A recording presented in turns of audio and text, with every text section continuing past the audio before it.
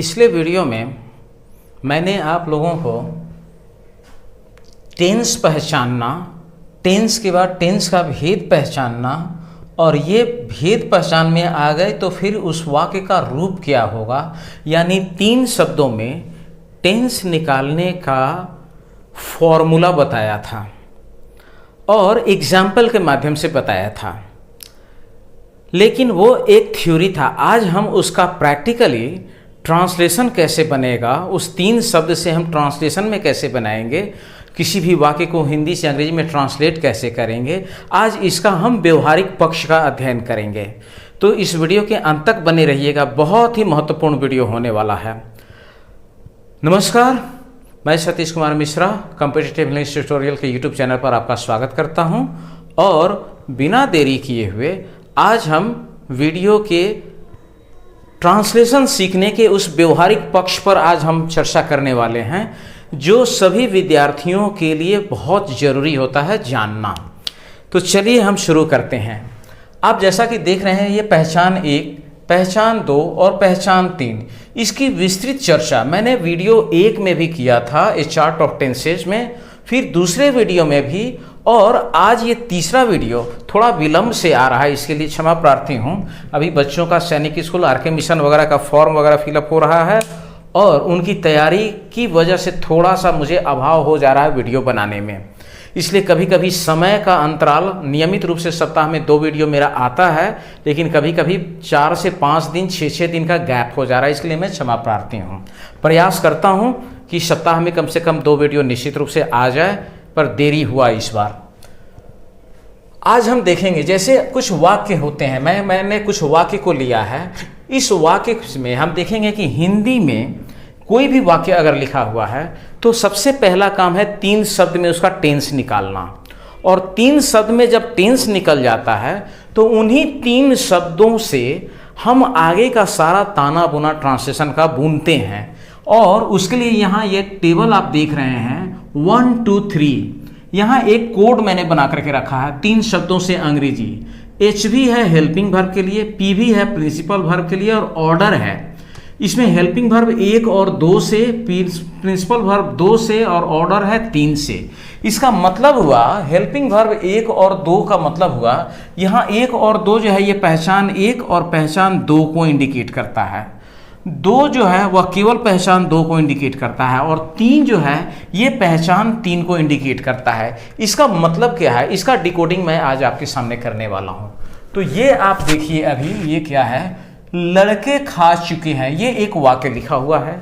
तो सबसे पहले 3 शब्दों में टेंस निकालने का मतलब क्या होता है, वैसे पहले और दूसरे वीडियो में इसकी चर्चा है, पर फिर इस वीडियो में भी एक उसका रिवीजन आएगा, क्योंकि आगे का काम मैं करूंगा लेकिन एक शॉर्ट रिवीजन उसका इसमें आ जाएगा। लड़के खा चुके हैं, इस वाक्य को अगर हम पढ़ें तो सबसे अंतिम अक्षर हमें मिला है, और जो सबसे अंतिम अक्षर होता है उससे हमको देख करके पता चलता है कि वाक्य प्रेजेंट टेंस का है या पास्ट का या फ्यूचर का। तो यहाँ देखिए पहचान 1 में दिया हुआ है, हो, हूँ, अगर वाक्य का अंतिम अक्षर हो तो उसका टेंस प्रेजेंट होगा। यानी ये है बता रहा है 3 शब्दों में से हमें पहला शब्द यहाँ मिल गया प्रेजेंट, हमने यहाँ प्रेजेंट निकाल के रखा है। अब देखिए लड़के खा चुके हैं, मूल क्रिया होता है खाना। इस ना की जगह अगर ता ते ती या आ ए ई हो तो टेंस भेद इंडिफिनिट माना जाएगा, चाहे वह टेंस कोई भी हो, प्रेजेंट हो, पास्ट हो या फ्यूचर हो। यदि इस मूल क्रिया में ना की जगह रहा, रहे, रही हो तो टेंस भेद कंटिन्यूअस माना जाएगा, और यदि इसी खाना में ना की जगह चुका लिया दिया गया मिल जाए तो टेंस भेद परफेक्ट होगा। अब देखिए यहाँ खा चुके हैं, तो खाना में ना की जगह क्या लगा हुआ है, चुके, और यहाँ जब चुका लिया दिया गया हम देखते हैं तो चुका लिया दिया गया बताता है कि टेंस भेद क्या होगा, परफेक्ट। यानी प्रेजेंट है तो प्रेजेंट का कौन सा भेद, तो यहाँ प्रेजेंट का भेद मिला हमें परफेक्ट, यानी दूसरा शब्द हमें मिल गया परफेक्ट। अब ये पहचान 1 और पहचान 2 से तो हमने प्रेजेंट और इंडिफिनिट निकाल लिया, परफेक्ट निकाल लिया। तीसरा इस वाक्य को अगर हम देखें तो इसमें कहीं भी किसी प्रकार का कोई प्रश्न भी नहीं है और नहीं भी नहीं है, दोनों में से कुछ नहीं है, ना प्रश्न है ना नहीं है। यानी इसमें इस वाक्य का अगर रूप हम कहें तो ये एफर्मेटिव वाक्य है, इसमें कोई प्रश्न नहीं है और कहीं कोई नहीं है। तो ये वाक्य हो गया प्रेजेंट परफेक्ट एफर्मेटिव। ये जो 3 शब्द मैंने लिखा प्रेजेंट परफेक्ट एफर्मेटिव, ये इस पूरे वाक्य का 3 शब्द में टेंस निकल गया। अब इसी 3 शब्द में जब टेंस निकल गया तो सारा जादू हमारा यहीं से शुरू होता है। किसी भी वाक्य का 3 शब्द में टेंस, जिसमें पहला उसका टेंस होता है, दूसरा टेंस का कौन सा भेद है ये होता है, और तीसरा वह वाक्य का रूप कैसा है। और तीसरे पहचान से जब हमें ये 3 शब्द में टेंस निकल गया तो अब हमें इसको डिकोड करना है। ये आप देख रहे हैं 3 शब्दों में अंग्रेजी, तो हमें किसी भी वाक्य का अंग्रेजी में अगर ट्रांसलेशन बनाना हो तो हमें 3 चीज़ों की आवश्यकता पड़ती है, यानी 3 टूल, 3 औजार उसको कह सकते हैं। हमें 3 तरीके का हथियार चाहिए। पहला है हेल्पिंग वर्ब, दूसरा है प्रिंसिपल वर्ब और तीसरा है ऑर्डर। ऑर्डर का मतलब होता है कि वाक्य में जितने शब्द हैं उसमें जैसे कर्ता होता है, क्रिया होता है, कर्म होता है, बाकी बात होते हैं, नेगेटिव वर्ड भी होता है, तो किसका क्रम कैसे रखा जाए, इसी को हम ऑर्डर कहते हैं। तो ये हेल्पिंग वर्ब कह रहा है 1 और 2 से, यानी 3 शब्द में जो हमने टेंस निकाला, इसमें पहला शब्द और दूसरा शब्द, इन 2 शब्दों की मदद से हमको हेल्पिंग वर्ब निकालना है। तो पहला शब्द है प्रेजेंट, ये हमें मिल चुका है पहचान 1 से। दूसरा शब्द है परफेक्ट, चुका दिया गया यहाँ मूल क्रिया में ना की जगह है, यानी कि इसका टेंस भेद हो गया परफेक्ट। अब इन 1 और 2 शब्द प्रेजेंट और परफेक्ट, ये दोनों जब हमें पता होगा तभी हम हेल्पिंग वर्ब निकाल सकते हैं। यानी प्रेजेंट परफेक्ट में हेल्पिंग वर्ब कौन सा लगेगा, कौन कौन हेल्पिंग वर्ब होते हैं, इसी के लिए इन 3 चीज़ों को आगे बढ़ाते हुए यहाँ पहचान 4 की आवश्यकता है। और ये पहचान 4 देखिए, हेल्पिंग वर्ब का लिस्ट दिया हुआ है। टेंस आप देखेंगे प्रेजेंट, पास्ट और फ्यूचर हमारे सामने है, और तीनों टेंस का भेद यहाँ देखिए, indefinite, continuous, perfect, perfect continuous. तो अगर हम टेंस के ठीक नीचे हैं और इंडिफिनिट के सामने जाएं तो ये प्रेजेंट इंडिफिनिट का हेल्पिंग वर्ब हो गया डज और डू। पास्ट और इंडिफिनिट के सामने अगर जाएं तो पास्ट के नीचे और इंडिफिनिट के सामने जाते हैं तो पास्ट इंडिफिनिट का हेल्पिंग वर्ब होता है डिड। और फ्यूचर के नीचे और इंडिफिनिट के इधर से अगर हम जाएं तो फ्यूचर इंडिफिनिट का हेल्पिंग वर्ब होता है शैल और विल। अब चलिए प्रेजेंट कंटिन्यूअस, अगर 2 शब्द में पहला 2 शब्द अगर प्रेजेंट कंटिन्यूअस है तो यहाँ प्रेजेंट के नीचे आएंगे और कंटिन्यूअस के सामने चलेंगे। तो प्रेजेंट के नीचे वाले खंड में और कंटिन्यूअस के सामने में देखेंगे तो इज, एम, आर, ये प्रेजेंट कंटिन्यूअस का हेल्पिंग वर्ब है। पास्ट कंटिन्यूअस के सामने इसी कंटिन्यूअस के सामने आगे कंटिन्यू करेंगे तो पास्ट के नीचे हम आ जाते हैं, ये वाज और वेयर होता है। और फिर फ्यूचर के नीचे अगर हम आएँ और कंटिन्यूअस के सामने से चलें तो फ्यूचर कंटिन्यूअस का हेल्पिंग वर्ब होता है शैल बी, विल बी। अब चलिए परफेक्ट में, तो प्रेजेंट के नीचे आइए और परफेक्ट के सामने चलिए यहाँ से, तो प्रेजेंट परफेक्ट का हेल्पिंग वर्ब हुआ हैज और हैव। पास्ट परफेक्ट का तो पास्ट के नीचे और परफेक्ट के सामने आते हैं तो पास्ट परफेक्ट का हेल्पिंग वर्ब होता है हैड। और फ्यूचर परफेक्ट का हेल्पिंग वर्ब होता है फ्यूचर के नीचे और यहाँ परफेक्ट के सामने शैल हैव, विल हैव। आगे फिर चलिए प्रेजेंट के नीचे और परफेक्ट कंटिन्यूअस के नीचे चलिए, तो प्रेजेंट परफेक्ट कंटिन्यूअस का हेल्पिंग वर्ब होता है has been, have been. Past perfect continuous का हेल्पिंग वर्ब हो गया हैड बीन। और फ्यूचर के नीचे और यहाँ परफेक्ट कंटिन्यूअस के सामने आइए shall have been, will have been. ये हुआ तीनों टेंस के 4 भेदों का हेल्पिंग वर्ब का लिस्ट। तो पहला 2 शब्द हमें मिल गया यहाँ प्रेजेंट और परफेक्ट। तो अब हम यहाँ आएंगे प्रेजेंट और यहाँ परफेक्ट के सामने चलेंगे तो हमें हेल्पिंग वर्ब मिला हैज और हैव। अब ये जितना हेल्पिंग वर्ब आप देख रहे हैं लिस्ट, इसमें खास तौर से डज, इज, एम, हैज और हैज बीन, इसका प्रयोग सिंगुलर सब्जेक्ट के साथ होता है। पास्ट में सिर्फ वाज है जिसका प्रयोग सिंगुलर के साथ होता है, और फ्यूचर में सिंगुलर हो या प्लूरल इस सब में इसका प्रयोग होता है। तो अब यहाँ यही सिंगुलर प्लूरल सब्जेक्ट के नंबर के हिसाब से हम डिसाइड करेंगे। तो हमें पहचान 1 और पहचान 2 से 2 शब्द मिल गया। पहचान 1 से मिला टेंस, पहचान 2 से मिला उसका भेद, और दोनों शब्द जब मिल गए तो दोनों शब्द की मदद से हमने यहाँ पर हेल्पिंग वर्ब खोज निकाला। तो प्रेजेंट परफेक्ट का अगर जाए तो प्रेजेंट और परफेक्ट का हेल्पिंग वर्ब हमें यहाँ पर मिल रहा है, हेल्पिंग वर्ब हैव हमने निकाल के रखा हुआ है। समय की बचत के लिए हमने इसको पहले ही यहाँ निकाल के रखा हुआ है, फिर भी समझाने में समय लगता है। अब कहता है प्रिंसिपल वर्ब, ये है पहचान 5, indefinite, continuous, perfect, perfect continuous. आप याद रखिए कि इन 4 भेदों में वर्ब के 5 फॉर्म होते हैं। उन वर्ब के 5 फॉर्म में से कौन सा रूप किस में लगेगा, यही ये पहचान 5 बताता है। और इसीलिए यहां पर डिकोडिंग किया कहा है प्रिंसिपल वर्ब, ये सिर्फ दूसरे, यानी हमने जो 3 शब्द में यहां टेंस निकाला, इसमें केवल दूसरे शब्द की मदद से प्रिंसिपल वर्ब का कौन सा फॉर्म ये हम चुनेंगे। तो यहां पर प्रिंसिपल वर्ब आप देखें, दूसरा शब्द है परफेक्ट, और परफेक्ट में वर्ब का तीसरा फॉर्म इस्तेमाल किया जाता है। तो हमने देखिए कि यहाँ प्रिंसिपल वर्ब भी निकाल करके रखा हुआ है। खाना मूल क्रिया है, उसे बना है खा चुके, तो ईट, एट, ईटेन, प्रिंसिपल वर्ब हमें मिल चुका है। अब तीसरा शब्द हमें है पता करना है, एफर्मेटिव मिल चुका है। तो एफर्मेटिव में वर्ड ऑर्डर हम कैसे बिठाएंगे, एफर्मेटिव का वर्ड ऑर्डर क्या होगा, ये बहुत महत्वपूर्ण है।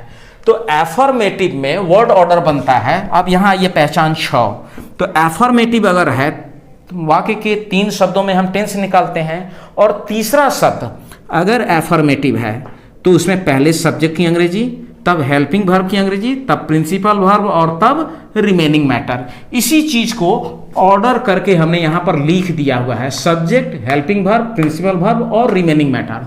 अब इसको हम अरेंज करें तो हमारा सेंटेंस क्या बनेगा। तो चूंकि यहां जगह का अभाव है, तो इसी चीज को हमें अब यहां ट्रांसलेशन मैं बना रहा हूं आपके लिए, ताकि वो आपका सेंस क्लियर हो जाए। लड़के खा चुके हैं, तो इसमें हेल्पिंग वर्ब मिल चुका है हमें हैव, और क्यों, बॉयज सब्जेक्ट होता है, पहले सब्जेक्ट की अंग्रेजी हम लिखेंगे, तो सब्जेक्ट हो गया हमारे पास बॉयज। अब ये प्लूरल है, तो प्लूरल के हिसाब से यहां हेल्पिंग वर्ब हमारा निकाला हुआ है हैव। अब प्रिंसिपल वर्ब भी हमें पता है ईटेन। अब ये सेंटेंस कंप्लीट हो गया, subject, helping verb, principal verb, बाकी कुछ इसमें बचा नहीं, यहीं तक मामला क्लियर हो गया। ये हमारा ट्रांसलेशन इसका बन गया। दूसरा, मोहन नहीं दौड़ रहा था। अब देखिए वाक्य का सबसे अंतिम अक्षर है था। इस था को अगर हमने देखा तो हमें पहचान 1 से पता चल गया, था, थे, थी या आ, ए, ई हो, तो टेंस पता चल चुका है पास्ट, यानी हमें पहला शब्द मिल गया पास्ट। अब कहता है मोहन नहीं दौड़ रहा था, दौड़ना मूल क्रिया होता है, तो दौड़ना में ना की जगह रहा लगा हुआ है, तो हम पहचान 2 में आते हैं। रहा रह रही, जिस वाक्य में मूल क्रिया में ना की जगह रहा रह रही हो तो टेंस विद कंटिन्यूअस, यानी हमें दूसरा शब्द मिल चुका है कंटिन्यूअस, मैंने निकाल करके रखा हुआ है। तीसरा, इसमें मैं देख रहा हूं नहीं मिल गया, प्रश्न तो नहीं है लेकिन नहीं है, तो यानी वाक्य का तीसरा शब्द हमें टेंस मिल गया, टेंस का तीसरा शब्द नेगेटिव। अब सॉरी, वाक्य का तीसरा रूप जो हो गया, ये रूप बताता है कि वाक्य कैसा है, तो नेगेटिव। तो 1, 2, 3 शब्द में इसका टेंस निकला पास्ट, कंटिन्यूअस, नेगेटिव। अब हम इसके हिसाब से चलें तो 1 और 2 यानी पहले शब्द और दूसरे शब्द, यानी पास्ट कंटिन्यूअस का हम हेल्पिंग वर्ब खोजेंगे। तो आइए यहां पास्ट और यहां कंटिन्यूअस, कंटिन्यूअस के सामने और पास्ट के नीचे चलिए वाज और वेयर होता है। यहां चूंकि मोहन सिंगुलर है तो इसके लिए हेल्पिंग वर्ब हमें मिल चुका है यहां वाच। अब दौड़ना, दौड़ रहा, यह कंटिन्यूअस है दूसरा शब्द, तो कंटिन्यूअस पहचान 5 में हमें बताता है कि वर्ब का चौथा रूप लगता है। चलिए हमारे सामने वर्ब का चौथा रूप हो गया, यहां दौड़ना से दौड़ रहा का रनिंग बन गया, ये भी हमने निकाल के रखा है। अब तीसरा शब्द क्या है, नेगेटिव। तो नेगेटिव का ऑर्डर क्या होता है, नेगेटिव अगर होगा तो पहले सब्जेक्ट, फिर हेल्पिंग वर्ब, फिर नॉट, फिर प्रिंसिपल वर्ब और फिर रिमेनिंग मैटर। यहां हमने ऑर्डर भी लिख रखा है, subject, helping verb, not, principal verb और रिमेनिंग मैटर। अब इसको हम ट्रांसलेशन में अगर फॉर्म करें तो क्या बनेगा, पहले सब्जेक्ट की अंग्रेजी हम लिखेंगे मोहन, इसके बाद हेल्पिंग वर्ब हमें पता है, यहां हमने निकाल के रखा हुआ है वाज, और प्रिंसिपल वर्ब के हेल्पिंग वर्ब के बाद में नॉट लगता है चूंकि सेंटेंस नेगेटिव है। सब्जेक्ट, हेल्पिंग वर्ब, नॉट, और प्रिंसिपल वर्ब क्या हो जाएगा, यहां आप देख रहे हैं रनिंग, V4 लगेगा। अब बाकी कुछ इसमें बच नहीं रहा है आगे लिखने के लिए, हमारा सेंटेंस ये कंप्लीट हो गया। तीसरा वाक्य देखिए, क्या लड़के खेल रहे हैं। वाक्य का सबसे अंतिम अक्षर है बता दिया, इसका पहला शब्द हमें टेंस का पहला शब्द मिल गया प्रेजेंट। मूल क्रिया खेलना हुआ तो खेलना में ना की जगह रहे लगा हुआ है। पहचान 2 से अगर देखें तो रहे कंटिन्यूअस को बताता है, यानी हमें दूसरा शब्द पता चल गया कंटिन्यूअस। और तीसरा देखिए, इसमें प्रश्न पूछा जा रहा है क्या से, तो ये जो हम प्रश्न पूछ रहे हैं लेकिन इसमें नहीं है, तो इसका तीसरा यानी वाक्य का रूप बन गया इंट्रोगेटिव। तो हमें 3 शब्द में अगर इसका टेंस कहें बताने के लिए तो प्रेजेंट, कंटिन्यूअस, इंटेरोगेटिव, ये हमें इसका 3 शब्द में टेंस मिला। तो पहला शब्द और दूसरा शब्द यानी प्रेजेंट कंटिन्यूअस का हमको हेल्पिंग वर्ब खोजना है। यहां इस कोड का मतलब यही हुआ कि 3 शब्द में जो आप अंग्रेजी चुनते हैं, निकालते हैं, उसमें से पहले और दूसरे शब्द की मदद से हेल्पिंग वर्ब। तो पहला और दूसरा शब्द अगर हम देखें तो पहला शब्द है प्रेजेंट और दूसरा शब्द है कंटिन्यूअस। इसके लिए पहचान 4 में आप आ जाइए। प्रेजेंट कंटिन्यूअस, यहां प्रेजेंट टेंस हो गया और यहां कंटिन्यूअस हुआ, तो प्रेजेंट के नीचे और कंटिन्यूअस के सामने चलें तो हमारे सामने हेल्पिंग वर्ब का लिस्ट है इज, एम, आर। अब देखिए हमने इसका हेल्पिंग वर्ब निकाल के रखा हुआ है। लड़के प्लुरल सब्जेक्ट है तो इसके लिए हेल्पिंग वर्ब हो गया आर। अब दूसरा शब्द है कंटिन्यूअस, पहचान 5 बता रहा है कि कंटिन्यूअस में V4 का इस्तेमाल होता है। आप देखिए इसका प्रिंसिपल वर्ब चूंकि खेलना में V4 हो जाएगा प्ले का प्लेइंग। और ऑर्डर क्या करते हैं, तो क्या वाला इंटेरोगेटिव में हम पहले हेल्पिंग वर्ब रखते हैं, फिर सब्जेक्ट, फिर हेल्पिंग वर्ब का दूसरा शब्द। कभी कभी हेल्पिंग वर्ब 1 से अधिक शब्द का भी होता है, जैसे हैज बीन, हैव बीन, ये 2 शब्द का हेल्पिंग वर्ब है। Shall have been, will have been, ये 3 शब्द का हेल्पिंग वर्ब है। तो वैसे स्थिति में जो मेन हेल्पिंग वर्ब होगा वो सब्जेक्ट के पहले आ जाएगा और बाकी के हेल्पिंग वर्ब सब्जेक्ट के बाद आते हैं। तो हेल्पिंग वर्ब का पहला शब्द, फिर सब्जेक्ट, फिर हेल्पिंग वर्ब, फिर प्रिंसिपल वर्ब और फिर रिमेनिंग मैटर। मैंने यहाँ ऑर्डर को लिख रखा है, helping verb, subject, helping verb का दूसरा शब्द, फिर प्रिंसिपल वर्ब, फिर रिमेनिंग मैटर। अब इसको हम अरेंज करेंगे तो हमें हेल्पिंग वर्ब मिल चुका है आर। इसी आर से इस क्या का भी अंग्रेजी बन जाता है, इसके लिए अलग से अंग्रेजी लिखने की जरूरत नहीं पड़ती है। क्या वाला और आईपीए वाला इंट्रोगेटिव क्या है, मैं इसका detail discussion mastery on sentences के लेसन 1 में कर चुका हूं। अगर आपने नहीं देखा है तो प्लीज उस वीडियो को जरूर देख लीजिएगा। तो यहां बनेगा आर, ये हेल्पिंग वर्ब का पहला हो गया। अब सब्जेक्ट आता है तो बॉयज। अब हेल्पिंग वर्ब इसमें एक ही है तो डायरेक्ट हम प्रिंसिपल वर्ब पर चलेंगे, प्लेइंग। तो यहां शब्द बन गया क्या लड़के खेल रहे हैं, आर बॉयज प्लेइंग, और लास्ट में साइन ऑफ इंट्रोगेशन, ये ट्रांसलेशन इसका बन गया। अब चौथा वाक्य देखिए, क्या सब लोग 1 घंटा से नहीं गाते रहेंगे। वाक्य का सबसे अंतिम अक्षर अगर हम देखें तो गे है और पहचान 1 बताता है कि गा, गे, गी या होगा, होंगे, होगी होगा, तो टेंस प्रेजेंट फ्यूचर होगा। अब देखिए ये रहेंगे तो इसका पहला गे से पता चल गया, पहला शब्द हमें टेंस का मिल गया फ्यूचर। अब मूल क्रिया में ना की जगह देखें तो ना की जगह ते भी है और रहा, रहे, रही दोनों है। और मैंने बताया था दूसरे वीडियो में कि यदि मूल क्रिया में ना की जगह ताते ती और रहा, रहे, रही यानी इनडिफिनिट और कंटिन्यूअस अगर दोनों का चिन्ह हो तो फाइनली टेंस भेद उसका कंटिन्यूअस माना जाएगा। अब यहां देखिए तो ये तो पता चल गया कि ते, रहे से कंटिन्यूअस, लेकिन साथ साथ इसमें एक चीज और देखिए, समय सूचक शब्द यहां पर से भी दिया हुआ है, 1 घंटा से, तो ये से समय सूचक शब्द हो गया।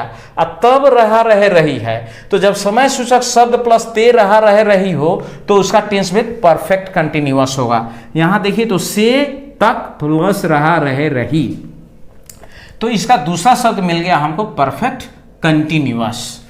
और एक और चीज देखिए तो इसमें क्या, यहां प्रश्न भी पूछा जा रहा है और नहीं भी इसमें मौजूद हो, यानी इंटेरोगेटिव भी है और नेगेटिव भी है, यानी इसमें प्रश्न भी है और नहीं भी है। पहचान 3 से तीसरा शब्द हमें मिल गया इंट्रोगेटिव नेगेटिव। अब इसमें हम फ्यूचर परफेक्ट कंटिन्यूअस, जो ये पहला 2 शब्द है, इससे इसका हेल्पिंग वर्ब, तो देखिए यहाँ फ्यूचर और यहाँ परफेक्ट कंटिन्यूअस। तो परफेक्ट कंटिन्यूअस के सामने अगर हम आए यहाँ फ्यूचर के नीचे तो shall have been, will have been. अब यहाँ फ्यूचर परफेक्ट कंटिन्यूअस पहला दूसरा शब्द से हमने यहाँ हेल्पिंग वर्ब खोज रखा है विल हैव बीन। अब प्रिंसिपल वर्ब हमें खोजना है तो वो हम खोजेंगे केवल परफेक्ट कंटिन्यूअस दूसरे शब्द से। और दूसरा शब्द हमारा क्या है परफेक्ट कंटिन्यूअस में? परफेक्ट कंटिन्यूअस में दूसरा शब्द बता रहा है कि वर्ब का चौथा फॉर्म, तो आप देखिए यहां पर बन जाएगा सिंगिंग। और ऑर्डर क्या होगा? चूंकि ये इंट्रोगेटिव नेगेटिव है तो इसमें पहले हेल्पिंग वर्ब, फिर सब्जेक्ट, फिर हेल्पिंग वर्ब का दूसरा शब्द, फिर नॉट, फिर प्रिंसिपल वर्ब, फिर रिमेनिंग मैटर।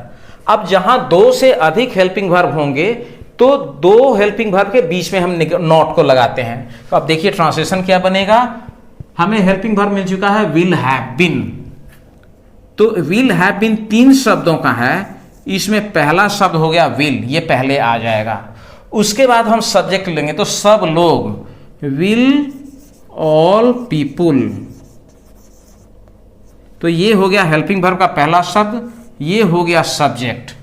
अब कहता है हेल्पिंग वर्ब का दूसरा शब्द, तो ये हो जाएगा हैव, क्योंकि विल हैव बीन, और यहां पर हम लगा देंगे नॉट, फिर हम लगाएंगे हेल्पिंग वर्ब का दूसरा शब्द, यानी 3 शब्द का होगा तो नॉट दूसरे और तीसरे हेल्पिंग वर्ब के बीच में, will all people have not been.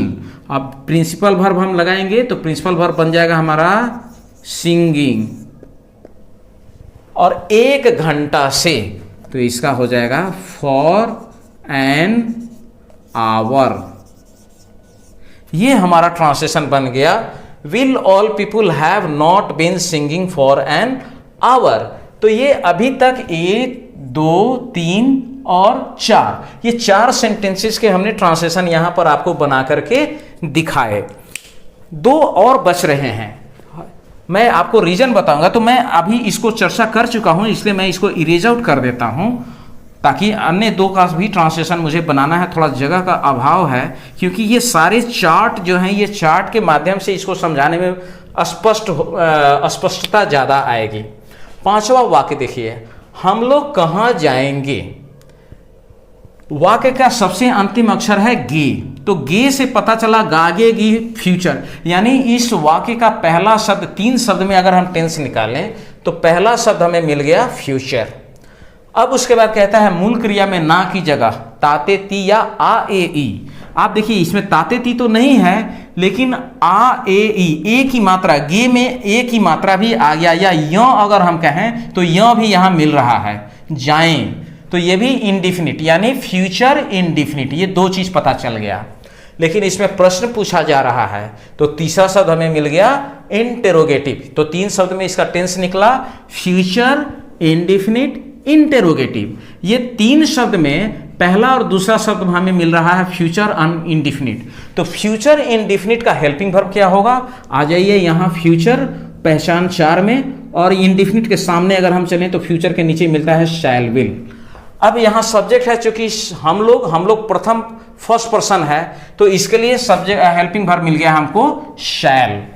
अब जाना का ये इंडिफिनिट है तो इंडिफिनिट यहां आ जाइए, इंडिफिनिट में वर्ब के पहले रूप का प्रयोग होगा तो हेल्पिंग वर्ब हो, प्रिंसिपल वर्ब हो गया गो। और ऑर्डर क्या बनेगा? तो पहले, चूंकि ये आईपीए वाला इंट्रोगेटिव है, आईपीए की चर्चा मैंने पिछले वीडियो में की हुई है और मास्टरी ऑन सेंटेंसेज में विशेष रूप से मैंने बताया है। तो अगर आपको आईपीए यहां बताऊंगा तो समय ज्यादा लगेगा, तो आप वहां जाकर के मास्टरी ऑन सेंटेंसेज प्लेलिस्ट में जाकर के लेसन 1 को देखिए। मैंने आईपीए और क्या को बहुत क्लियरली उसमें डिफाइन किया है और समझाया है। तो पहले प्रश्न, आईपीए का मतलब होता है प्रश्न शब्द, यानी हम यहां जब क्या वाला था तो इसमें क्या की अंग्रेजी अलग से नहीं लिख रहे थे, लेकिन यहां कहां की पहले अंग्रेजी लिखी जाएगी, यानी प्रश्न शब्द की, तब हेल्पिंग वर्ब, तब सब्जेक्ट, तब फिर हेल्पिंग वर्ब का दूसरा शब्द, फिर प्रिंसिपल वर्ब और फिर रिमेनिंग मैटर। तो हमने यहां पर हेल्पिंग वर्ब, प्रिंसिपल वर्ब और ऑर्डर भी सब चीज सजा रखा है ये सारे चार्ट से। तो तो आप इंट्रोगेटिव वाला आईपीए का भी देख लीजिए। आईपीए हेल्पिंग वर्ब का पहला शब्द, सब्जेक्ट, हेल्पिंग वर्ब का दूसरा शब्द, फिर प्रिंसिपल वर्ब और फिर रिमेनिंग मैटर। तो ट्रांसलेशन क्या बनेगा? पहले प्रश्न शब्द की अंग्रेजी लिख देखते हैं, वेयर। उसके बाद हेल्पिंग वर्ब, तो हेल्पिंग वर्ब यहां लग जाएगा शैल। और इसके बाद बारी आती है सब्जेक्ट की और फिर principal verb, where shall we go, हम लोग कहाँ जाएंगे। ये बन गया इसका ट्रांसलेशन। और अब इसके बाद आप देखिए, तुम वहां क्यों नहीं आए। ये आईपीए वाला इंट्रोगेटिव था और ये आईपीए वाला इंट्रोगेटिव निगेटिव हुआ। इसका भी 3 शब्द में हम ट्रांसलेशन अगर टेंस निकालें तो आए, वाक्य का अंतिम अक्षर अगर देख रहे हैं तो ए की मात्रा है। अब देखिए था, थे, थी या आ, ए, ई, यानी ए की मात्रा है इसमें, तो ये बता रहा है इसका पहला शब्द हमें मिल गया टेंस का पास्ट। मैंने यहां उसा लिख रखा है। दूसरा शब्द देखिए, मूल क्रिया में ना की जगह ताते ती या आ, ए, ई, तो फिर यहां पर मूल क्रिया में ना की जगह ए ही आ रहा है, यानी इसका दूसरा शब्द हमें मिल गया इनडिफिनिट। और तीसरा शब्द आप देखिए, वहां क्यों नहीं आए, इसमें प्रश्न भी है क्यों और नहीं, नेगेटिव भी है, यानी तीसरा शब्द मिल गया हमको इंट्रोगेटिव निगेटिव। इसको अगर 3 शब्द में टेंस बना इसका पास्ट, इनडिफिनिट, इंट्रोगेटिव निगेटिव। अब इसमें पहला 2 शब्द पास्ट और इनडिफिनिट से हम हेल्पिंग वर्ब खोजेंगे, तो पास्ट के नीचे और इनडिफिनिट के सामने चलें तो हेल्पिंग वर्ब मिल जाता है हमें डिड। आप देखिए यहां हेल्पिंग वर्ब हमने डिड निकाल करके रखा है। इनडिफिनिट में प्रिंसिपल वर्ब क्या लगता है, तो प्रिंसिपल वर्ब का पहला रूप कम हो जाएगा। ये यहां भी बता रहा है इनडिफिनिट V1। और इंट्रोगेटिव निगेटिव आईपीए वाला कहता है कि पहले आईपीए, तब हेल्पिंग वर्ब का पहला शब्द, तब सब्जेक्ट, तब हेल्पिंग वर्ब का दूसरा शब्द, फिर नॉट, फिर प्रिंसिपल वर्ब और फिर रिमेनिंग मैटर। तो मैंने यहाँ ऑर्डर लिख रखा है, IPA, helping verb, subject, helping verb, not, principal verb, remaining matter. इसका ट्रांसलेशन क्या बनेगा, तो पहले आईपीए यानी क्यों की अंग्रेजी हम पहले लिखेंगे, तो ये बनेगा वाई। उसके बाद हेल्पिंग वर्ब कह रहा है, तो हेल्पिंग वर्ब हमने यहां निकाल रखा है डिड। फिर सब्जेक्ट तुम है तो यू। अब इसमें एक ही हेल्पिंग वर्ब है तो हम डायरेक्ट यहां नॉट लिखेंगे। फिर प्रिंसिपल वर्ब कम और रिमेनिंग मैटर में आ जा रहा है देयर।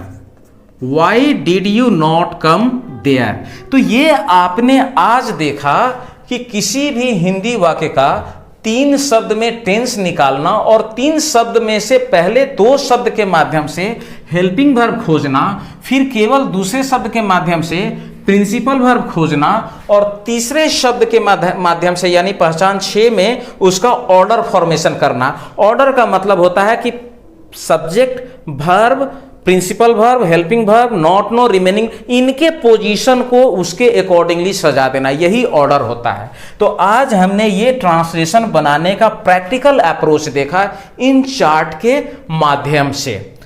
अब अगले वीडियो में मुझे लगता है कि अगर इसके बाद मैं ज़्यादा करूंगा तो समय ज़्यादा होगा, फिर भी मेरा प्रयास रहता है कि कम से कम समय में ज़्यादा से ज़्यादा चीज़ और पूरे क्लियर क्रिस्टल रूप में आपके सामने में मैं रखूं। तो ये ट्रांसलेशन बनाने का तरीका मैंने सिखाया। इसमें बाकी अब है अगले वीडियो में मैं आपको बताने वाला हूँ नॉट का प्रयोग। कभी कभी 2 हेल्पिंग वर्ब होते हैं और कभी 3 होते हैं, तो नॉट को कहाँ रखें। दूसरा फॉर और सिंस, मैंने एक छोटा सा सिर्फ एग्जाम्पल यहां दिया है, लेकिन फॉर और सिंस का डिटेल यूज और साथ साथ 2 ऐसे टेंस के काइंड हैं जिनको जल्दी किताबों में उस तरीके से वर्णन नहीं मिलता है, वो है पास्ट परफेक्ट और फ्यूचर परफेक्ट। इन दोनों टेंस पर डिटेल वीडियो मैं आपको नेक्स्ट में बताने वाला हूं। तो नेक्स्ट में हम इतना डिटेल में नहीं जाएंगे, उसमें हम फॉर सिंस का यूज, नॉट का यूज और पास्ट परफेक्ट और फ्यूचर परफेक्ट का एक क्लियर कंसेप्ट हम उसमें लेंगे। हमें उसमें इतने चार्ट की आवश्यकता नहीं रहेगी, ये पूरा बोर्ड आपको खाली मिलेगा। लेकिन यदि मैं आगे बढ़ूं तो अंत में मैं आपसे यही कहूंगा कि यदि आपको मेरा प्रयास अच्छा लग रहा हो और आपको मेरे बताए गए तरीके पसंद आ रहे हों तो प्लीज़ मेरे वीडियो को लाइक कीजिए, सब्सक्राइब कीजिए, शेयर कीजिए और ज़्यादा से ज़्यादा लोगों तक इसको पहुंचाइए, ताकि सबसे ज़्यादा परीक्षार्थी जो होते हैं और किसी भी कॉम्पिटिटिव एग्जाम के अगर स्टूडेंट हों तो इसका लाभ ज़्यादा से ज़्यादा उठाएं।